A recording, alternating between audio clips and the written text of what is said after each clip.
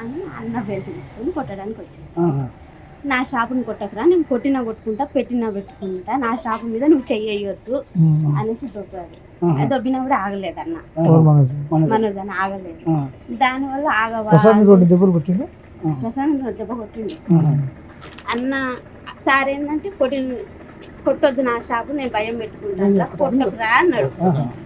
ఇద్దరు దానివల్ల ఇక ఆ షాప్ గురించి ఏదంతా గొడవ, తండ్రి కొడుకు నెట్టుకున్నారు. అసలు దెబ్బలు నాకు తెలిసి దెబ్బలు తగ్గలేదు, ప్రే చేసుకున్నారు. దెబ్బలు తగినంత ఇది ఏం పాత ఉన్నాయి. అది ఇది ఒకటేసారి అన్నదమ్ములకు మంచి భర్తలు ఉన్నాయి. ఈమెను మౌనిక మేడం చేసుకోవడం ఇష్టం ఫస్ట్ నుండి వాళ్ళకి ఇష్టం లేదు. దానివల్ల కొంచెం వాళ్ళు ఫస్ట్ నుండి డిస్టర్బెన్స్ ఆ విషయం మీద. ఎవరికో బాబు ఉన్నాడు, ఆల్రెడీ బాబు ఉన్నాడు కాబట్టి వాళ్ళకి ఇష్టం లేదు. ఇంకా దానివల్ల అది జాబు వల్లనే ప్రసాద్ జాబు వాడు 6 సంవత్సరాలు 4 సంవత్సరాలు ఇక్కడ హైదరాబాద్ సార్ దగ్గర. ఇప్పుడు ఇంట్లో ఎవరెవరు ఉన్నారు? మనోజ్ నుండి మౌనిక ముందు అమ్మ సార్ లేడా? మార్నింగ్ మేడం వచ్చి ప్రసన్న మేడం వచ్చింది కదా,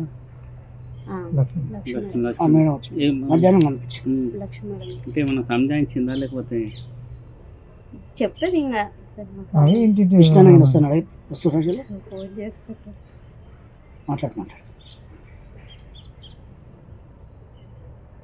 అన్న నా ఫోన్ అందరి ఫోన్ హ్యాండ్ ఓవర్ చేసుకున్నాడు కానీ నా మీద నమ్మకం ఎక్కువ. నా ఫోన్ ఒక్కటే హ్యాండ్ ఓవర్ చేసుకున్నాడు.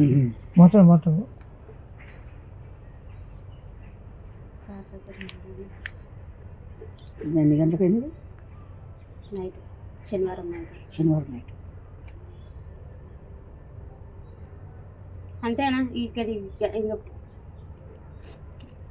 సారు ఇక్కడ ఏం జరుగుతుందో తెలుసుకోరాను ఫోన్ చేద్దాం అన్న. రాడు, నాకు తెలిసి మా విష్ణు అన్న రాడు కానీ ఈయన భయం ఏంటంటే విష్ణు అన్న ఏంటంటే సారు మీద చెయ్యేసిన ఎవరన్నా ఏమన్నా అన్న ఒప్పుకోడు. ప్రాణం తండ్రి కొడుకు పెద్ద కొడుకు చేసిండు. అందుకని డాడీని ముట్టుకుంటావా అని కోపం ఉంటుంది అన్నకు, అంతే తప్ప.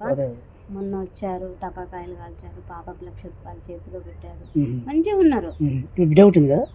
మనోజన్న పాప ఉంది, ఆ పాపకు ₹1,00,000 చేతిలో పెట్టి మంచిగా మందలిచ్చి వెళ్ళాడు. కానీ మన విష్ణన్న పిల్లల విషయంలో అట్లా చేయడు. విష్ణన్న మంచిగా చూసుకుంటాడు.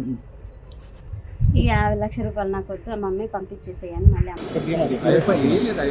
అంటే మామూలుగా గొడవలు అవుతున్నాయి కదా, దాని విషయంలో మీరు ఎట్లా భావిస్తారు? ఫ్యామిలీ ఇష్యూస్ ఇవన్నీ రిజాల్వ్ అవుతాయి.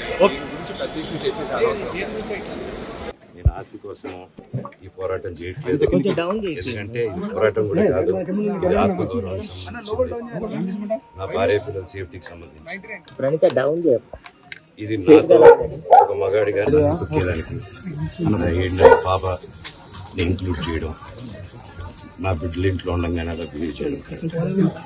ఈరోజు పోలీస్ దగ్గరికి నేను వెళ్ళి ప్రొటెక్షన్, నేను మొన్న వచ్చి అడిగినప్పుడు మీకు అన్ని ఎవిడెన్స్ ఇస్తాను. ఎస్ఐ గారు ఇక్కడి నుంచి వచ్చి నేను ఇస్తాను సార్ ప్రొటెక్షన్ చూపించాను. బౌన్సర్లు అందరూ అక్కడ దాముకున్నారని చూపించాను. అది కొంచెం చూసి ఓకే సార్ మీ ధైర్యం ఉంటే మేము ఎక్కడికి వెళ్ళట్లేదని చెప్పి మాట్లాడి పారిపోయారు. ఇప్పుడు కానిస్టేబుల్స్ వచ్చి అందరూ నా మనుషులందరినీ భయపించి ఇప్పుడు వాళ్ళ పేర్లు తీసుకుని బెదరగొట్టి మా మనుషులు పంపించేసి వేరే బాడీ గార్డ్ లోపల పంపించున్నారు సార్. ఏం జరిగిందండి అసలు? గొడవలు ఎందుకు జరిగాయి? మిమ్మల్ని ఎందుకు డిపార్ట్మెంట్ ఎందుకు వన్ సైడ్ తీసుకుంటున్నారు? కంప్లైంట్ తీసుకున్న తర్వాత వాళ్ళకి ఏ అధికారం ఉంది? నా ప్రొటెక్ట్ చేసే మనుషులు పంపించేదానికి అధికారం ఉంది. ప్రపంచంలో నా అందరినీ కలుస్తాను సార్, బయలుదేరుతాను.